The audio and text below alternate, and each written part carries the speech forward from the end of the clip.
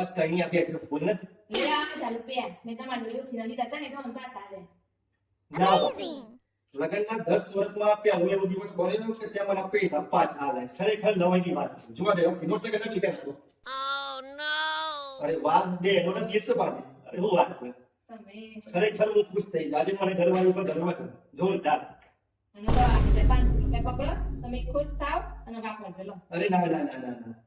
અરે અપ્પા સોની કઈ જરૂર નથી તે હવે જારી પ્યાલે ને એટલે મારું દિલ ભરાઈ ગયું લે પાછું તું વાપરજે